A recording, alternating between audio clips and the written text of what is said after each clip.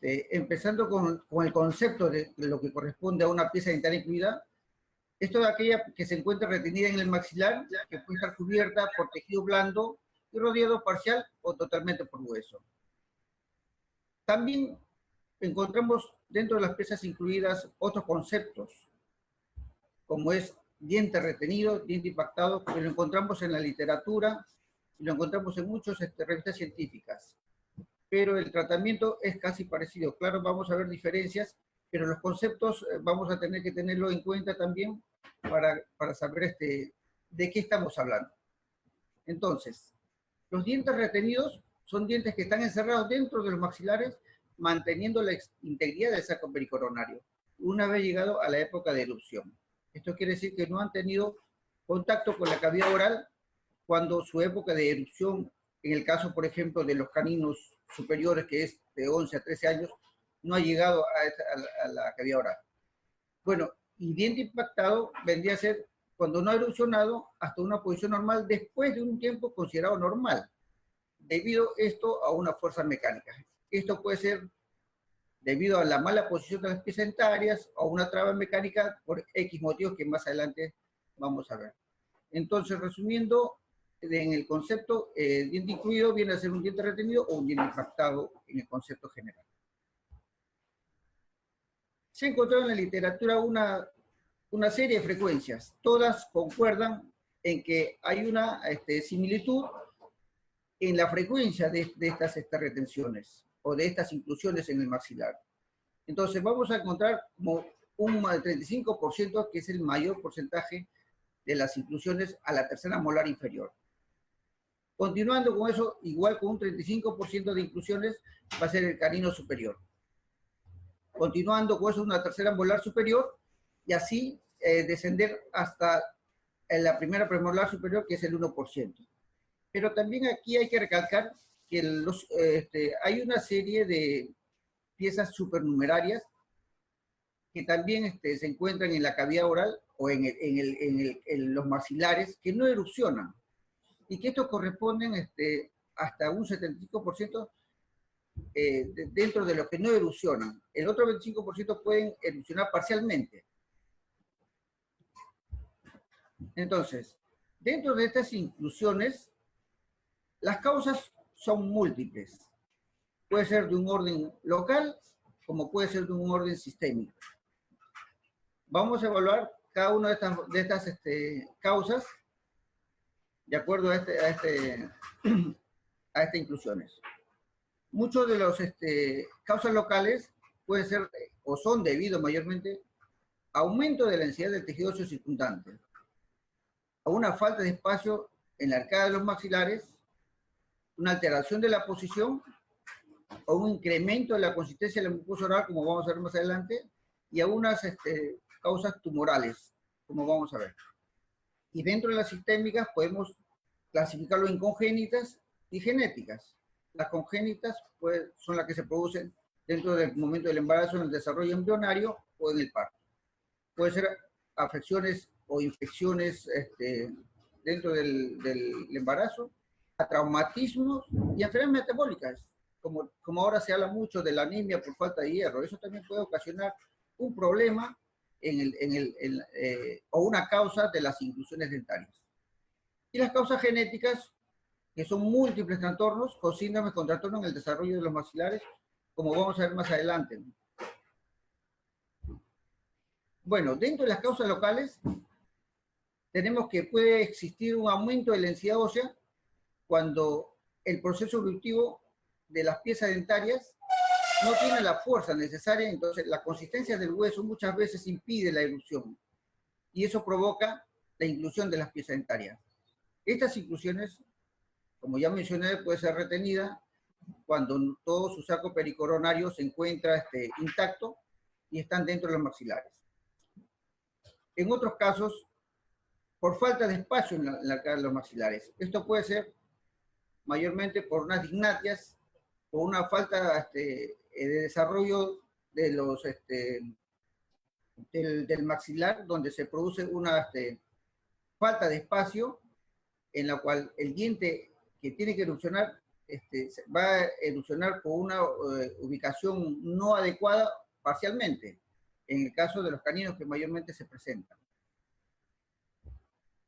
Otras causas locales, tenemos alteración en la posición, ¿no es cierto? La posición muchas veces tiene que estar alterada, puede estar alterado por una pérdida prematura de los piezas dentarias de los temporales que se van a obliterar o se van a, el espacio que correspondía a una pieza en esa posición va a estar impedido mecánicamente.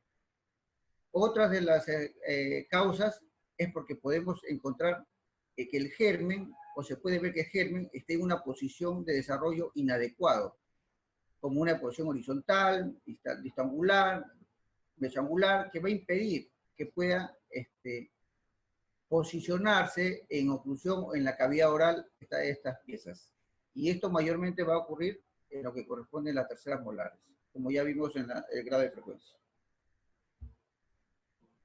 Otra de las causas locales que mayormente vemos, sobre todo en niños, corresponde a una fibrosis de la encía.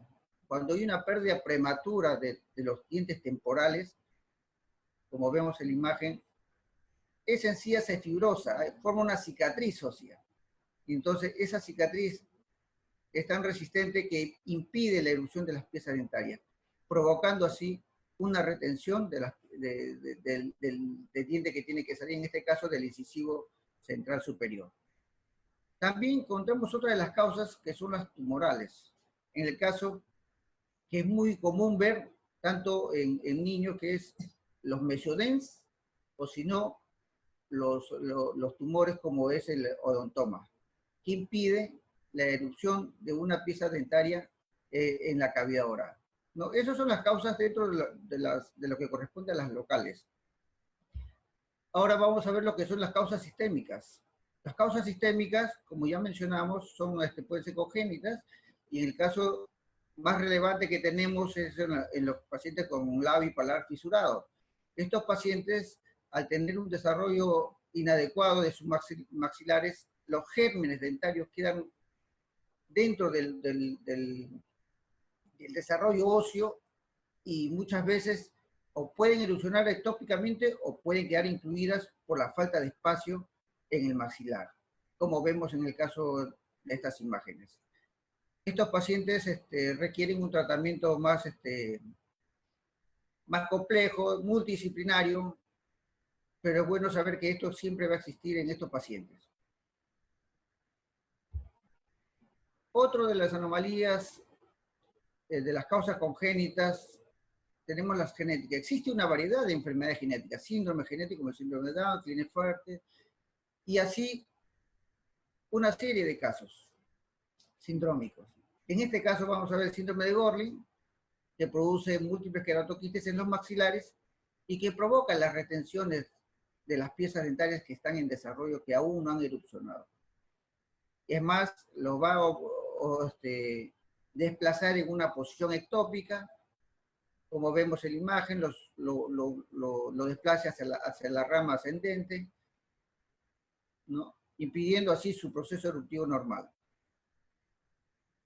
Y en otro de los casos, el querubismo, que es una alteración también genética que produce una displasia del tejido óseo, donde impide que el germen pueda erupcionar adecuadamente, provocando retenciones en muchas partes del maxilar, tanto superior como inferior. Donde se presentan las alteraciones óseas, va a provocar las retenciones porque son mucho más fibrosos que el proceso eruptivo de una pieza normal. Va a impedir que este proceso eruptivo pueda erupcionar adecuadamente. Ahora, ¿cuándo está indicado una exodoncia de los dientes incluidos? Muchos de los pacientes que llegan al servicio vienen ya con una enfermedad o con una alteración, pero estas inclusiones deben ser tratadas preventivamente por estos motivos que vamos a presentar ahora. En el caso de las terceras molares, cuando son semi-incluidas o semi-retenidas, muchas veces hay un apiñamiento sobre la pieza contigua. Entonces, estas piezas, ahí hay un empaquetamiento de comida, un proceso carioso que se va a formar en la zona distal de la segunda molar. Entonces, esto va a provocar un proceso carioso que va a dañar la pieza contigua. Y esta es una de las primeras indicaciones por las cuales se tiene que hacer un tratamiento de esas piezas, una exodoncia de esas piezas. Porque no va a tener, primero, acceso a la erupción, segundo, va a formar caries, y así una serie de enfermedades que vamos a ver ahora. También puede provocar lo que corresponde a una periodontitis, que es también un proceso infeccioso localizado del tejido periodontal a nivel de esa pieza incluida y de la pieza contigua que corresponde. Otro de los problemas por los cuales tenemos que extraer esas muelas es la pericoronaritis. Este es un problema continuo que siempre viene en los pacientes jóvenes, sobre todo en el proceso evolutivo que se encuentra, que es de los 15 a los 25 años, que es más o menos el promedio de estos pacientes, donde se ve un aumento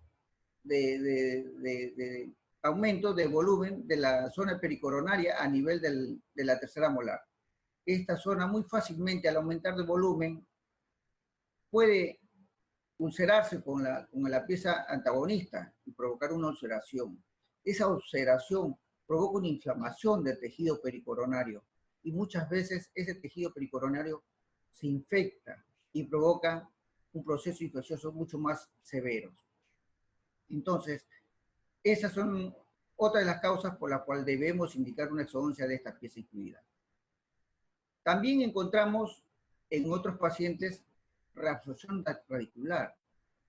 Esta reabsorción radicular se produce sobre todo o se encuentra sobre todo en pacientes ya un poco de la tercera edad para arriba, porque las piezas han tenido tanta fuerza y no han tenido la facilidad para poder erupcionar, por lo cual tienden a reabsorber las piezas contiguas, como vemos en este caso. Eso mayormente ocurre en los caninos, y eso también puede provocar en los terceros molares, que a veces ocurren.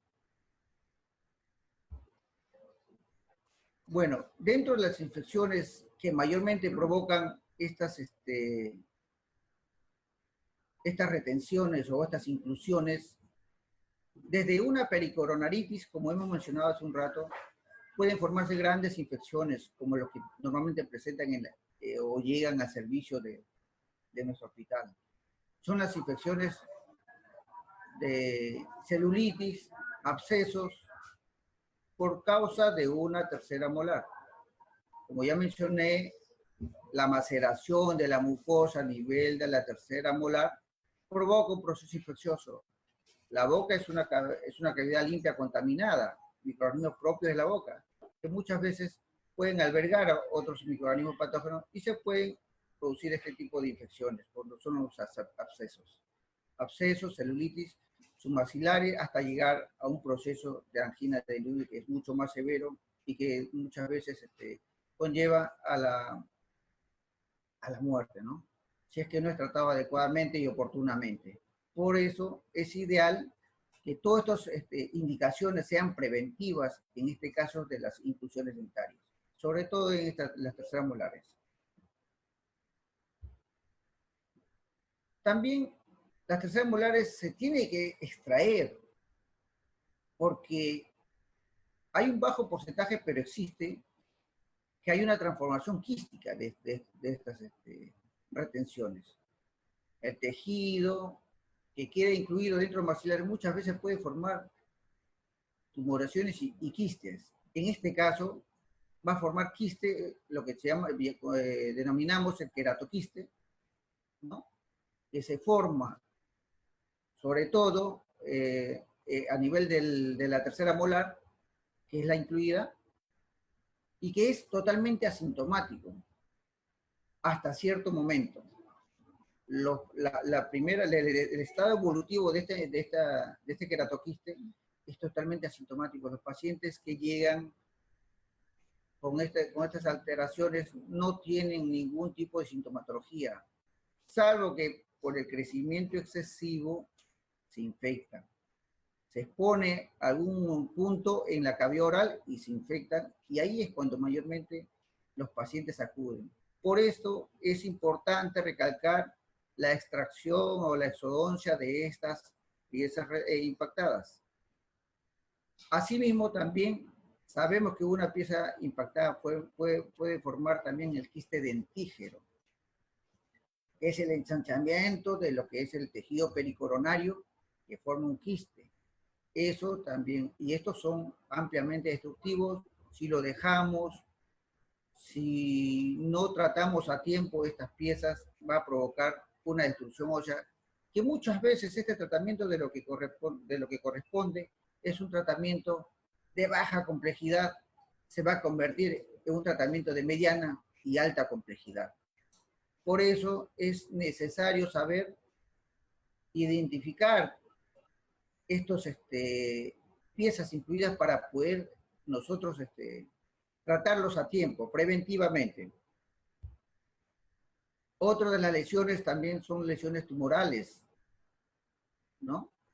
En el caso de, esto es una de las tantas que puede producir, en este caso el ameloblastoma, es uno de los tumores de mayor frecuencia que produce, y esto es ampliamente destructivo, es más, reabsorbe piezas dentarias contiguas, que estos tratamientos, estos pacientes que llegan mayormente son pacientes con estas alteraciones. Si esto lo hubiéramos preventivamente hecho la exodoncia, tal vez esto no hubiera ocurrido. En este caso, cuando ya ocurren unas alteraciones de este tipo, ya estamos hablando de una cirugía mucho más grande, ya no es una cirugía menor que normalmente se hace una exodoncia de estas piezas incluidas. También forman otros tumores como el tumor de Pinborg, que es tumor odontogénico epitelial calcificante, que altera también todo lo que es la estructura, la anatomía del tejido óseo, ¿no? De los maxilares. Pero ¿cuál es la mejor técnica para una exodoncia? Si vemos en este collage, no existe una técnica adecuada. En los libros se menciona, se dice, una lineal con descarga, sin descarga. La verdad, dentro de la casuística que uno maneja, estos tratamientos de técnica es variable. Podemos cambiar una y mil formas de hacer una técnica. Pero lo que sí tenemos que tener presente que hay que tener una valoración de todas las anatomía, el paciente en general para poder hacer un tratamiento. Si vemos en el centro esa imagen donde hay 3 inclusiones, ese paciente no hay técnica para, en ese paciente no hay técnica para poder realizar con anestesia local. Ese paciente muchas veces necesita una anestesia general, una mayor envergadura de tratamiento donde corresponde a una cirugía de mediana complejidad, ¿no? Para esto hay que capacitarse, hay que saber cuándo hacerlo y cuándo no. Bueno, también quiero mencionar, para poder hacer una buena cirugía hay que ver una serie de factores. Para hacer este tipo de tratamiento de estas piezas, como ya mencioné, hay que evaluar una serie de factores. Evaluar al paciente en general, porque nosotros no tratamos dientes nada más, tratamos personas, entonces tenemos que tener una evaluación integral, desde cómo llega el paciente hasta los factores locales que nos van a decir cuál es el éxito de nuestro tratamiento. La edad del paciente es importante evaluar en estos casos, porque no es lo mismo hacer una exodoncia en un niño, un joven o un adulto mayor. Cada paciente tiene una característica. Aparte, la colaboración de estos pacientes es totalmente distinto, así sea en cualquier edad. Todas esas valoraciones, esos factores, hay que tenerlos siempre en cuenta. La colaboración del paciente. Hay pacientes que son temerosos, que no se dejan tratar. Muchos de esos pacientes, por más simple que sean, requieren un tratamiento bajo anestesia general. Por más simple que sea, si son temerosos, miedosos, como podríamos decirle, tenemos que saber cómo tratarle a estos pacientes. No hay técnica que valga si es que el paciente no colabora. En cambio, como vemos en la otra imagen de la derecha, si vemos un joven colaborador, asequible, hasta cualquier técnica te va a ayudar a poder desarrollarlo de la mejor manera. Ahora, he incluido esta clasificación de Malampati o escala de Malampati, mayormente es una evaluación de anestesiología para ver la dificultad de intubación, porque creo que es necesario por nuestra amplitud que nos hace observar la anatomía de la cavidad oral.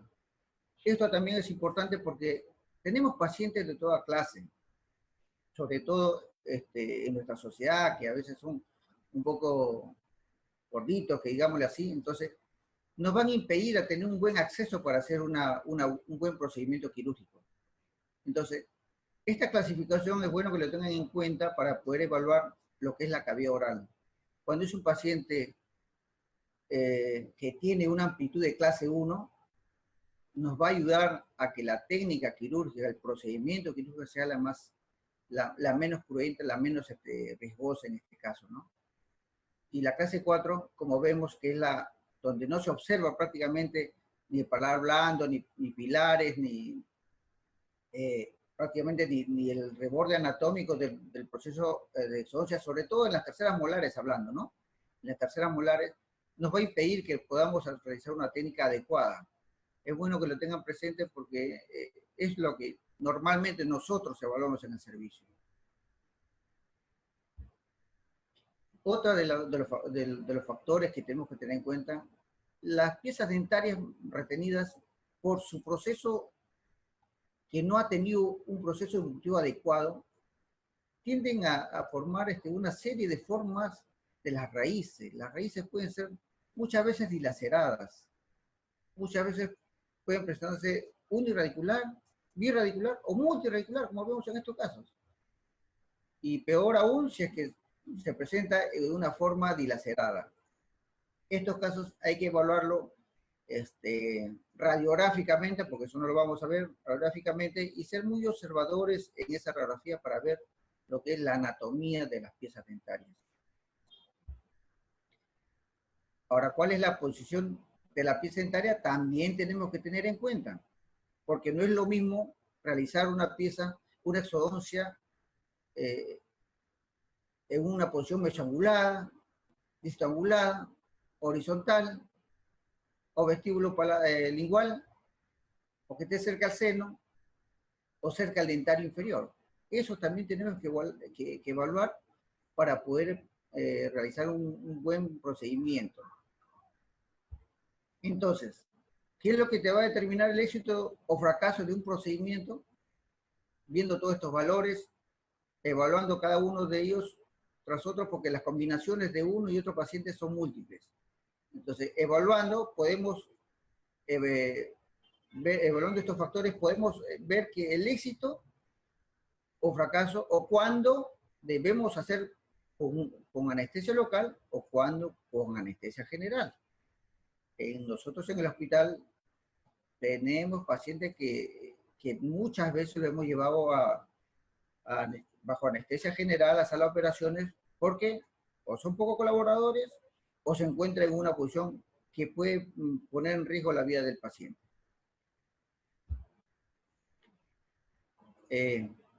Bueno, dentro después de haber visto esto, vamos a encontrar también complicaciones de estas piezas incluidas. Las piezas incluidas nos van a dar unas complicaciones tanto en el intraoperatorio como en el postoperatorio. En el intraoperatorio vamos a ver que nos podemos encontrar con distintas complicaciones. Acá vemos una serie de complicaciones. Lo primero que podemos temer siempre a estas complicaciones es la hemorragia. La hemorragia, en el caso de las terceras molares inferiores, es una complicación muy severa. He tenido la oportunidad de ver 2 casos en las cuales es un tratamiento o es un procedimiento en el cual tú tienes que darle mucho énfasis para poder parar esa hemorragia, porque cuando produces es como si destaparas el callo y no puedes pararlo y no ves nada. Hay que tener mucho cuidado en este tipo de procedimientos, la hemorragia sobre todo del paquete vaculonervioso del dentario inferior. Otra de las complicaciones es la lesión de las piezas contiguas.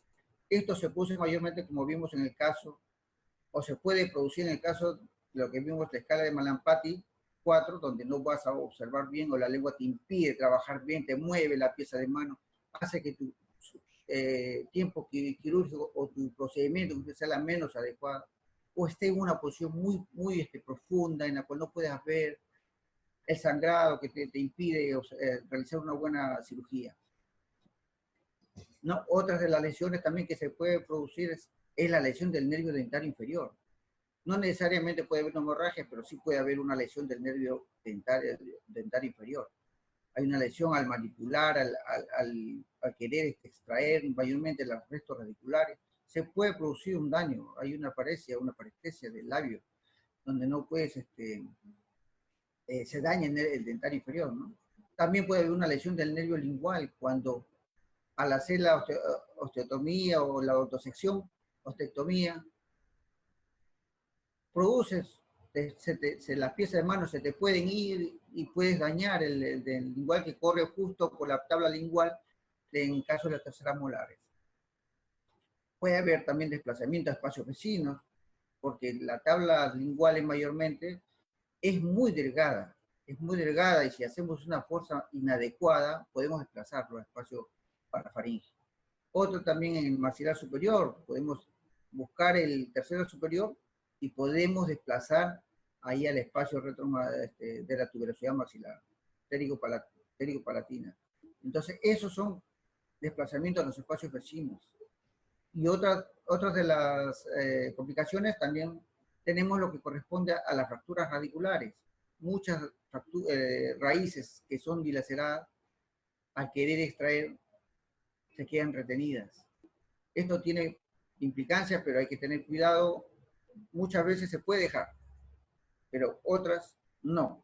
Y sí o sí hay que sacarle y hay que tener mucho cuidado. Estas fracturas radiculares es común en las terceras molares, entonces hay que tener mucho cuidado.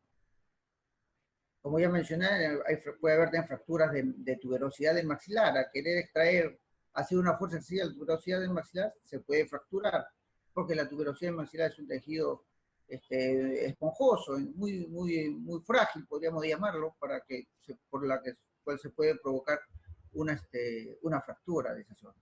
Y hemos visto, si lo menciono esto es porque ya lo hemos visto, y lo seguiremos viendo seguro porque siempre dentro de la formación, aquel que es cirujano, esas cosas pueden pasar. De acuerdo al grado de casuística que tenemos, está la estadística de que puede haber este tipo de complicaciones. Pero lo importante es saber evitarlo y si ocurre, cómo solucionarlo. También puede existir una comunicación bucosinosal en el caso de los caninos retenidos en el maxilar superior o el de terceras molares superior también que ha ocurrido. Entonces, esto hay que tener muy en cuenta. En estos casos de estos pacientes, yo estoy mencionando solamente o estoy poniendo solamente una radiografía panorámica, pero también podemos emplear otro tipo de imágenes, de acuerdo a cada caso. Otra de las complicaciones que se presentan también, no solamente en el hospital, sino vienen también de la práctica privada de muchos lugares, es la fractura mandibular. La fractura mandibular se presenta mayormente cuando quieren extraer una estoncia compleja, al hacer una fuerza. La tensión del cirujano al hacer sobre las piezas dentarias con el elevador o con el force, provoca una fractura de ángulo mayormente. ¿Por qué? Porque la resistencia en esa zona al desgaste de hueso, la pieza dentaria, es mucho menor. Entonces, esa zona es muy factible de una fractura mandibular, ¿no? Estas son las complicaciones de una exodoncia dentro del tiempo operatorio. También tenemos complicaciones posoperatorias. Después de haber hecho un procedimiento quirúrgico exitoso, bien realizado, pueden presentar varios tipos de complicaciones. Puede tener una alveolitis, que es un proceso inflamatorio del tejido alveolar, por una mala cicatrización o una mala coagulación. Y eso puede proliferar también una osteitis, inflamación del tejido óseo del maxilar. Y si esto continúa, perfora las tablas, puede haber una celulitis y así un absceso, hasta provocar una osteomielitis, o también puede provocar los abscesos submaxilares que pueden llevar a una angina y posteriormente a una mediastinitis. Esas son etapas de una enfermedad si no es bien tratada, si no es bien controlada en el postoperatorio. En el caso del maxilar superior, también puede ser en el canino, puede ser en el tercer molar, puede haber una infección que puede proliferar hasta una trombosis de seno cavernoso, ¿no? Hay que tener mucho cuidado en estos casos. Lo hemos visto, lo vemos, somos hospital de referencia, hay que tener mucho cuidado en esto, hay que tener mucho, llamámosle así, capacidad para resolver estos casos. Hay que tener un poco de experiencia en esto para poder tratar de minimizar estas complicaciones. ¿No? El trismus es otra alteración que se provoca por la contractura de los músculos masticadores, en este caso de la tercera molar, que es sobre todo el macetero o el tiroide interno, que mayormente por un proceso infeccioso inflamatorio impide que el músculo masticador pueda realizar su función y por lo tanto hay un trismus, ¿no? Y eso es muy molestoso para los pacientes, hay que tener mucho cuidado. Los pacientes siempre se quejan de 2 semanas, 3 semanas, un mes, porque no pueden abrir la boca, y eso les dificulta su alimentación, su higiene, y puede provocar otros problemas o complicaciones postoperatorias. También hemos visto enfisema, pero sobre todo enfisemas que se pueden presentar, porque la enfisema vendría a ser lo que es, o es, el pasaje de aire a los tejidos celulares subcutáneos, que se puede diseminar hasta toda la cavidad torácica. Hay que tener mucho cuidado. El dolor e inflamación también está considerado dentro de una complicación postoperatoria, pero es a veces, muchas veces, propio de la cirugía, propio del procedimiento quirúrgico, y hay que saber manejarlo también. Y equimosis, sobre todo en pacientes de la tercera edad. Los pacientes de la tercera edad, que se realiza un procedimiento de inclusión o cualquier procedimiento, van a presentar una equimosis, sobre todo la región submaxilar y su región de cuerpo mandibular, que no trae mayor envergadura, es por fragilidad capilar de algunos pacientes, y esto hay que controlarlo con antibiótico para que estas complicaciones no se vayan a infectar, porque esas son extravasación de tejido sanguíneo, ¿no? Bueno, también existe lo que son las contraindicaciones. ¿Cuándo sacamos y cuándo no? Tenemos que saber, ¿todas se sacan o todas se extraen las piezas? Si es una tercera molar, si tenemos una inclusión de un premolar, de un supernumerario, de un canino, ¿cuándo lo vamos a sacar? ¿O cuándo no sacamos? Tenemos que evaluar esos pacientes. Las contraindicaciones, tenemos las edades extremas. En este caso, si vemos la imagen de la izquierda, es un joven, estamos hablando de 15, 17 años, tienes las terceras incluidas, pero están en su estado de corona, sin raíz, está en estado formativo. Dentro de lo que nosotros, como cirujanos, esos pacientes no los tocamos, porque ese paciente todavía está muy abajo de esa raíz y todavía tiene un estado de erupción que podría minimizar después su estado eruptivo, sus complicaciones de la zoonosis. Ese canino que vemos ahí en la imagen, ¿vamos a extraerlo en estos pacientes jóvenes? No. Se hace una evaluación integral del paciente, que esa pieza puede todavía aún tener su proceso eruptivo, tal vez ayudándolo con un aparato ortóxico. Entonces, tenemos que saber cuándo sacamos y cuándo no. En el caso de la derecha, es un edéntulo total, un paciente de 60 años. Si vemos ahí una tercera molar incluida, en una forma horizontal, casi cerca al reborde alveolar. Pero eso, ese paciente no le molesta, no le afecta en nada, ha usado prótesis durante años con esa pieza dentaria que nunca le ha afectado. ¿Le vamos a sacar? No le sacamos. Porque si nunca le ha afectado, no ha tenido ninguna complicación durante todo el lapso de su vida, 60 años, ¿le vamos a sacar esa altura? No, esos casos se dejan.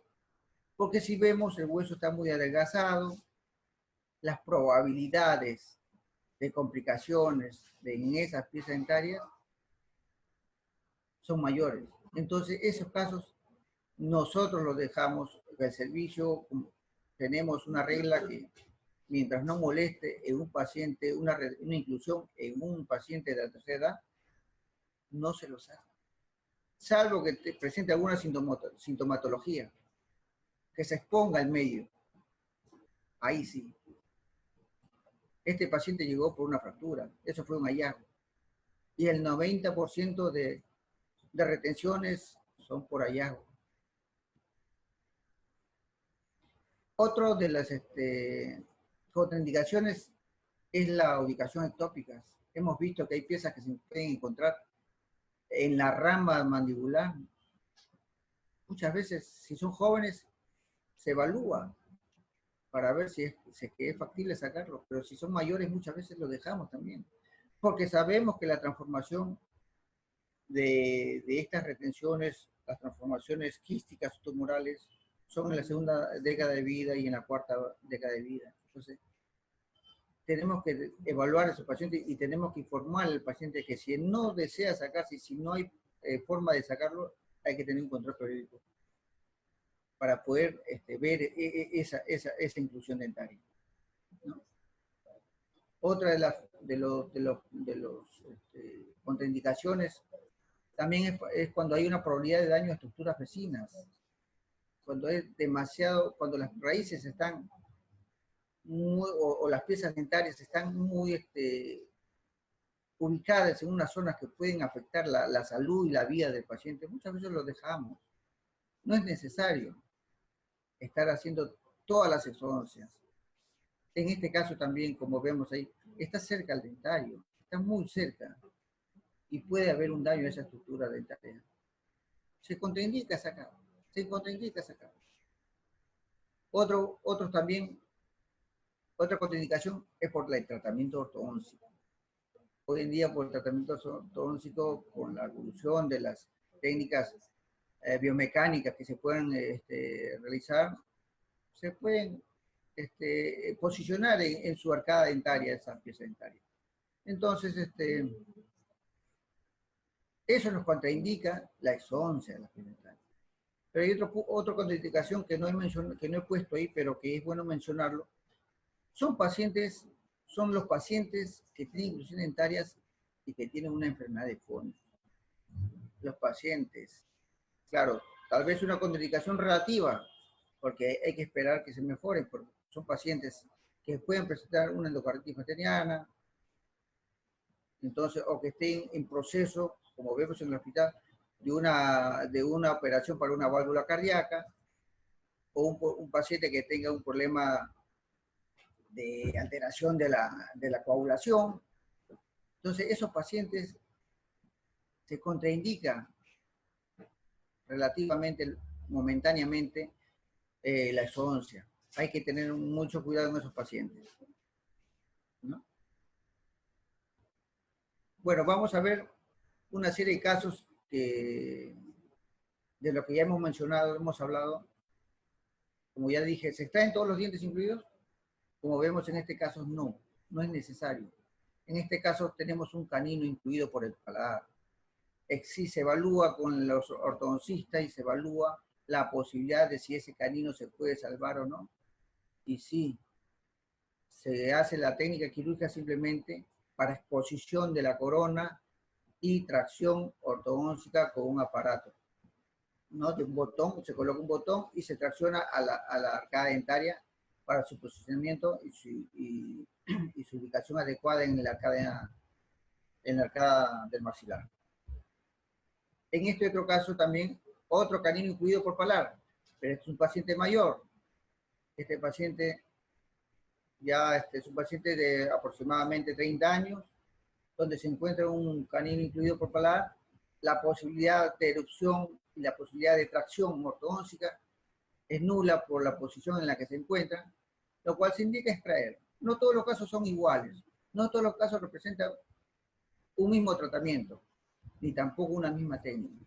Entonces, se optó por la exodoncia de esa pieza dentaria, haciendo inclusive una odontosección, por el tamaño que es imposible sacarlo en un solo cuerpo. Después, acá se realizó un telón palatino, como le dije, un colgajo mucopriósteo, y luego se colocó lo que es una placa palatina para que ese colgajo se reposicione sin ninguna dificultad de sangrado ni hematoma. Este otro caso es un canino incluido por vestibular. Si vemos la primera radiografía, la pretratamiento, vemos que ha provocado una reabsorción de las raíces, tanto de lateral como premolar y central. Hay una reabsorción, está haciendo un daño. Este paciente acude por presentar ligero dolor y movilidad de esa pieza dentaria. Entonces, se evalúa el caso y se indica hacer un tratamiento conservador de las piezas reabsorbidas y la exodoncia del canino incluido. Se realiza una endodoncia, se consulta con el servicio de endodoncia, se realiza endodoncia y se hace la cirugía de la exodoncia del canino incluido. ¿No? Este otro caso es un canino incluido por vestibular.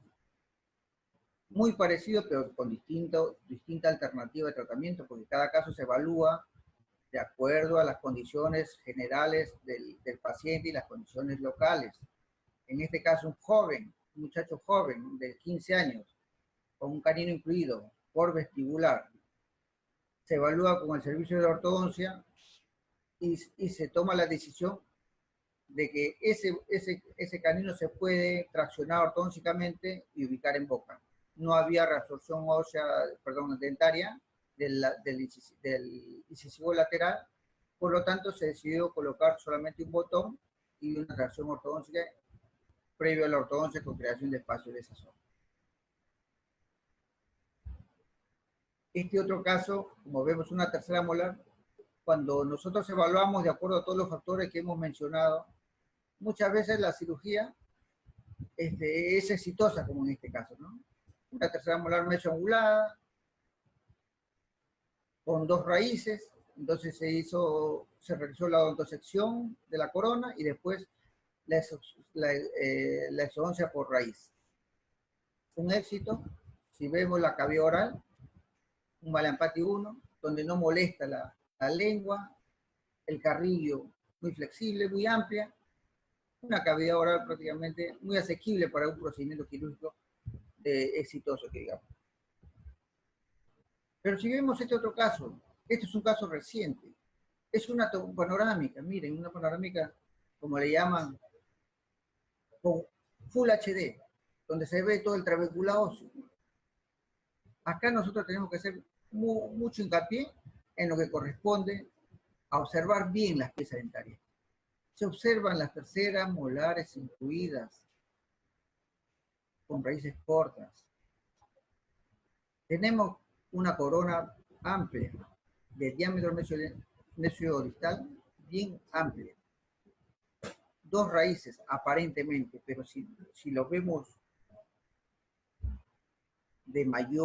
con mayor amplitud, esas piezas dentarias no son 2 dientes, no son 2 raíces. Ambas no son 2 raíces. Tienen más de 2. Esto es una imagen en 2 planos. Si se hubiera visto en su momento, tal vez hubiéramos pedido una tomografía. Pero a veces pasa. Nosotros nos guiamos por una panorámica. Y por más que sea Full HD, nos presentan estas peculiaridades que no se observan muchas veces en la radiografía.